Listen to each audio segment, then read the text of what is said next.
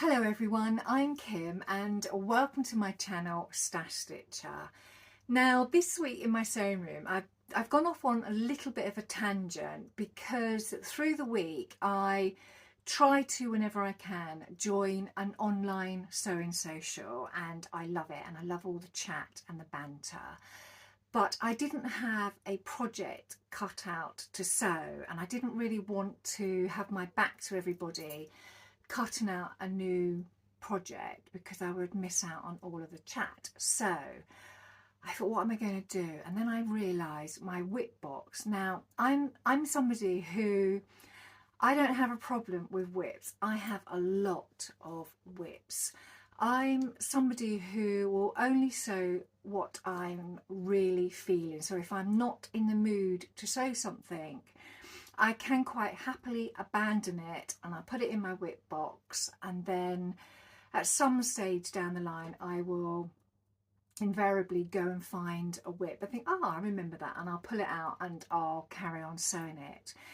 And my WIP box is chocker. It's absolutely full to the brim. I have projects in there that are years old, and usually at this time of year, usually in September time, I know we're not there yet, but I will visit my WIP box and try and get a few of them done before the end of the year. And so I decided to visit my WIP box on this occasion because I knew there were a few projects in there that were already cut, and therefore I could sew one of them up whilst on the sewing social. So that's what I did, and I found a pair of pre-cut Seaforth pants. So you'll be laughing because those that watch me, frequently will know that I'm absolutely potty about Seaforth pants, and I have made a fair few, not only last year but this year. I absolutely love them. They have a front zipper design on the pockets, and I just find that when I'm out, those pockets are invaluable because I'll put my phone in one, zip it up so my phone won't come out, and a credit card in the other. Same that, zip it up, off I go to the supermarket, get my pint of milk, come back, don't have to worry about a handbag. So for me, I just absolutely love them. But this pair of Seaforths that I had previously cut out were in a heavier fabric, and I didn't feel that I wanted to sew them up when we were coming into spring summer because they would be a little bit too heavy. But now we are coming out of summer into autumn, they are the perfect thing to sew. So that's what I sewed. I'll just go and get them so I can show you them. So here they are. They are a nice navy colour. These are the zipper pockets. They're nice and big pockets, and on the back also have these patch pockets as well, so they're great. Really nice comfy elasticated waist which sits on the waist. It's really nice, and a really nice comfortable pair of trousers to wear. And I've made them up in this lightweight cotton poplin in this geometric print. So these are in effect the last pair of Seaforth pants I will be making for a while, because I think, you're probably sick of seeing them, and I really do need to branch out and start looking at other patterns and maybe try some different styles. So these are the last pair.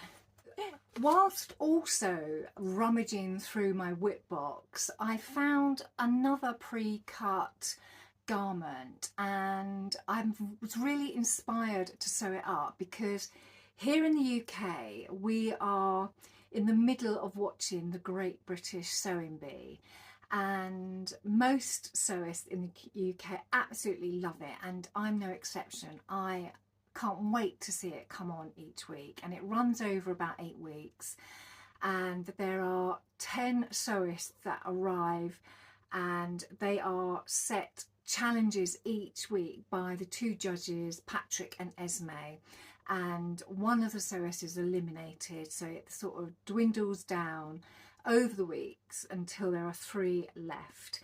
And each week the challenges get that little bit harder, and they they are asked to sew things in what I consider a ridiculously short time, and then they are judged. So by the end of the competition there are 3 left, and then 1 will get crowned the winner.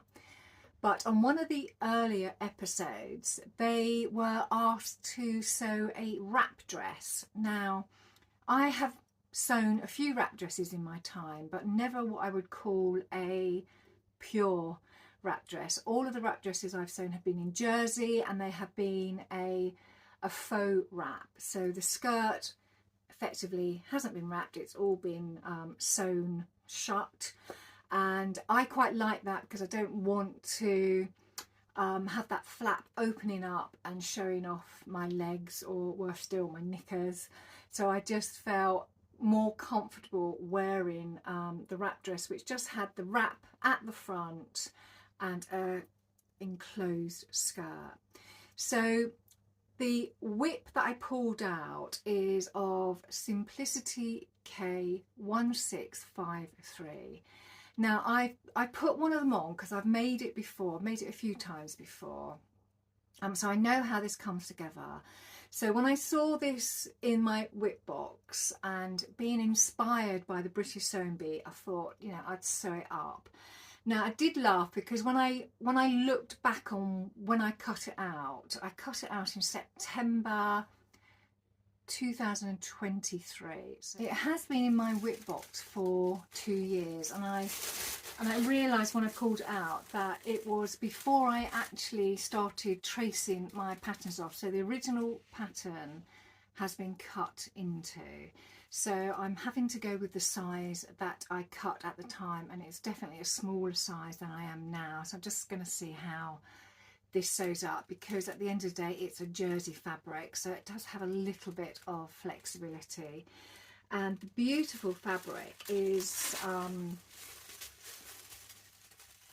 this snake skin effect, which I'm really excited about because it's just so nice. So I can just see this wrap dress looking fabulous. So this is what I'm going to sew up this week, and I'm going to sew that up, and hopefully at the end of this video you will see a finished garment. The Sewing Bee has really inspired me to have a go at making the original version of the wrap dress. So this was designed back in the 70s by Diane von Furstenberg, and it's just such a lovely dress. The dress is so flattering.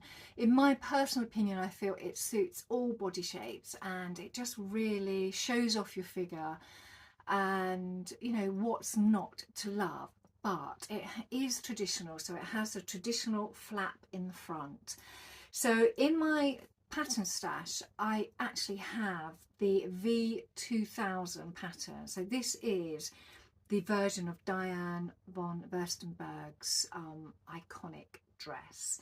And looking at it, the only thing I might change slightly is it's got a collar, so it's got these huge collar on it, and I might just sort of shorten that down so it's a little bit more modern. But in the meantime, I'm going to work on the K1653 now. I'm going to stand up and show you the version that I've made previously, so you can see hopefully what it will look like at the end in my beautiful snakeskin fabric. So here we go. So you can see it has the traditional wrap at the front. The skirt bit is all enclosed, and it has the tie at the side. The sleeves are a 2-piece raglan sleeve, and it's all brought in around this trim. Now this trim I have used fold over elastic, and the reason why I like fold over elastic is because it just pulls that fabric taut, and it sits closer to the body. So obviously when I lean forward you're not getting any cleavage, and that's what I like. I don't want to reveal anything that shouldn't be revealed, and I really don't want to wear something where I'm constantly checking to make sure that it's still in place. So the top straightforward, and the back is just figure hugging and all brought together with this really long tie. And if you want, you can make the ties longer. This is hopefully what you will see in my snakeskin fabric. So with all that said, I'm going to start working on the K1653, and hopefully at the end of the video you will see a beautifully made up dress, and hope to God it fits. Fingers crossed. I will see you in a moment. Right, so I got her finished, and I must admit I'm quite surprised I got her in, because she's way too small for me, so you'll have to excuse all my lumps and bumps. But after today, what I'm going to do is I will probably give this to charity, because it is too small for me to wear the size I am at the moment. But it is still a really nice wrap dress. Now, before I stand up and show you it, I just want to go through a few things, because this pattern is part of the Simplicity Amazing Fit range, and the pattern takes you on this weird journey where you basically baste the dress together first, wrong sides together. You then have to mark all of your adjusted seam, so if you try it on and you need to make any adjustments, you then just use, you know, your chalk or your pen, whatever, and you make the adjustments. And then once you've done that, you then flip it over right sides together and you start stitching. Huge faff. I just find that the sewing instructions are horrible, and if you're going to make a twirl, especially in jersey fabric, you would generally just make it up first and be guided by the sizing that is on the packet. So this way of basting the fabric pieces together and then coming back and then restitching them is a nightmare. So admittedly, I didn't do that. I just stitched the size that I cut out. I had to really just make it the size it was cut, and that's what I did. But if you do have this pattern in your stash, just be aware that it's really strange how they pull this garment together by, first of all, basting it, marking any adjustments made, and then putting the two right sides together and stitching it as you would do normally. So as a rating for the instructions, I would probably give that a 1 out of 5. Horrible instructions. And I did think that if I liked this dress, that I would purchase the pattern so that I could trace the pattern off in a bigger size that obviously would fit me. But I'm not too sure whether I'm going to do that or not. I'm going to test out the Vogue 2000 pattern first, and if I prefer that, I will probably stick to that pattern going forward. So with that said, I'm going to stand up and show you my finished dress. Right, so here she is. She is very snug, but she's still a lovely dress.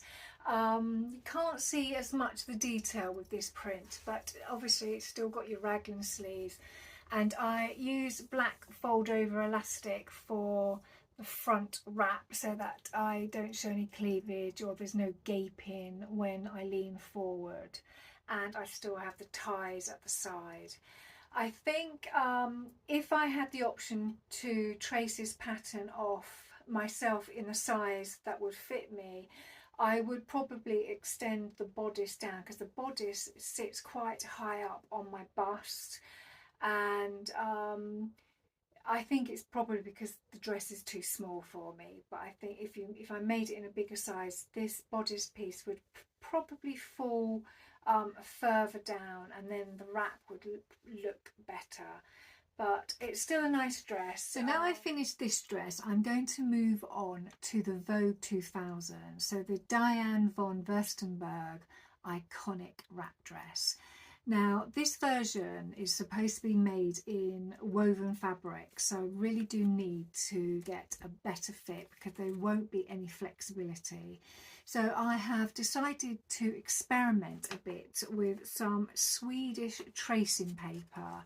Now, in the past, when I've made a twirl out of calico, I will trace a pattern straight onto calico and base stitch it, try it on, and adjust the pattern, a bit like what the K1653, this dress that I've got on, suggests you do. So I thought what I would like to do is I'd like to try out this Swedish tracing paper.